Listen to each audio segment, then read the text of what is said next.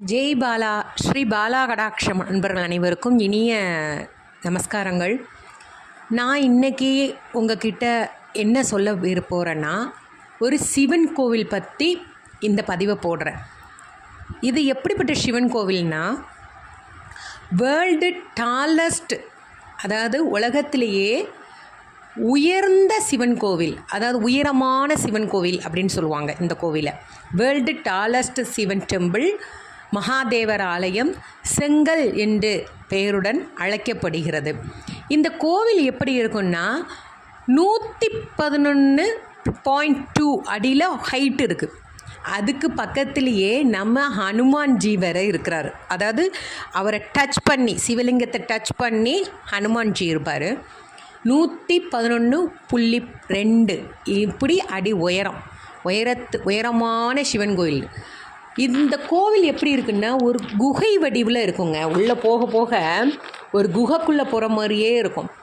அதில் இன்னும் என்ன ஸ்பெஷல்னா, மனிதர்கள்ட்ட 7 நிலைகள் இருக்குது தெரியுமா? சக்கராஸ் இருக்கு இல்லையா?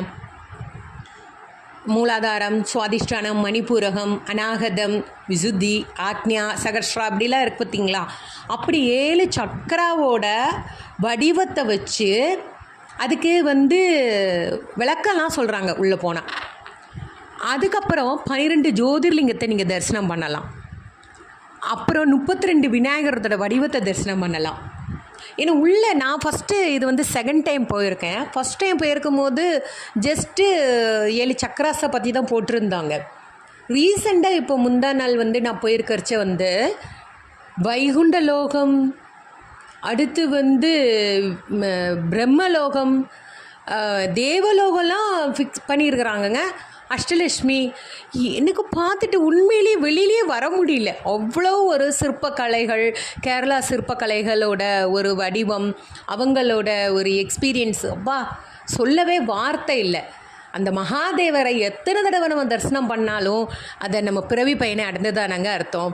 நம்மலாம் உயிரோடு இருக்கும்போதே இந்த தேவலோகத்தை பார்க்கக்கூடிய புண்ணியம், வைகுண்டத்தில் திருமால் எப்படி சைன குளத்தில் இருக்கிறாருங்கிற பார்க்கக்கூடிய புண்ணியம், கைலாசத்தில் சிவன் எப்படி இருக்கிறாரு அப்படிங்கிற பார்க்கக்கூடிய புண்ணியம், இதெல்லாம் இந்த புறக்கண்களுக்கு நமக்கு கிடைக்கிறதுக்கு நம்ம எவ்வளோ பாக்கியம் பெற்றுக்கணுங்க. கண்டிப்பாக மிஸ் பண்ணாமல் இந்த ஆலயத்தை விசிட் பண்ணுங்கள். உங்களுக்கு தெரிஞ்சவங்களுக்கெலாம் இந்த லிங்கை ஃபார்வர்டு பண்ணுங்கள். இது எங்கே இருக்குன்னா, திருவனந்தபுரத்துலேருந்து ஒரு 26 கிலோமீட்டரில் இருக்குங்க. களியக்காவிளை அப்படிங்கிற ஸ்டாப்புக்கு முன்னாடியே உதயகுலங்கரா அப்படிங்கிற இடத்துல இந்த சிவன் டெம்பிள் இருக்குது. உள்ளே நீங்கள் கொஞ்சம் தூரம் 5 கிலோமீட்டர் போகணும். உதயகுலங்கரா இறங்கி அங்கேருந்து 5 கிலோமீட்டர் உள்ளே போகணுங்க. அழகான அருமையான அந்த செங்கல் மகாதேவர் ஆலயத்தை தரிசனம் பண்ணணும்னு நான் உங்களை வேண்டி கேட்டுக்கொள்கிறேன். நாகர்கோயிலேருந்து வரணுன்னா நாகர்கோயிலேருந்து கண்டிப்பாக வரலாங்க. நாகர்கோயிலேருந்து நேராக திருவனந்தபுரம் பஸ்ஸில் ஏறினீங்கன்னா உதயகுலங்கரா கிட்டத்தட்ட எப்படியும் ஒரு மணி நேரம் 1.25 மணி நேரம் ட்ராவல் இருக்குங்க. அங்கே இறங்கி நீங்கள் அங்கேருந்து ஒரு ஆட்டோவோ ஏதோ பிடிச்சி செங்கல் மகாதேவர் ஆலயத்தை சென்று பார்க்கலாம். ஒரு ஆளுக்கு 200 ரூபாய் டிக்கெட் இப்போ சார்ஜஸ் பண்ணுறாங்க உள்ளே போகிறதுக்கு. ரொம்ப அருமையான இடம். போயிட்டு வர்றதுக்கு உள்ளே போயிட்டு வர்றதுக்கே 1 மணி நேரம் ஆகுங்க. ஏன்னா அவ்வளோக்கு விளக்கம் சொல்லுவாங்க. மூலாதாரம்னா என்ன, மூலாதாரம் எப்படி ஆக்டிவேட் ஆகுது, மூலாதாரம் ஆக்டிவேட் ஆகலைன்னா என்ன ரோகங்கள் வரும்.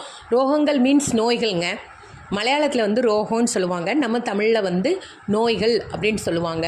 அதனால் கண்டிப்பாக மிஸ் பண்ணாமல் எல்லாரும் இந்த சிவன் டெம்பிளை சிவனை தரிசிக்கணும்னு என்னோட ஒரு தாழ்மையான வேண்டுகோள்.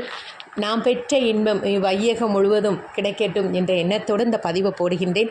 நன்றி, வணக்கம். மீண்டும் அடுத்த பதிவில் சந்திப்போம். ஜெய் பாலா. ஓம் நம சிவாய.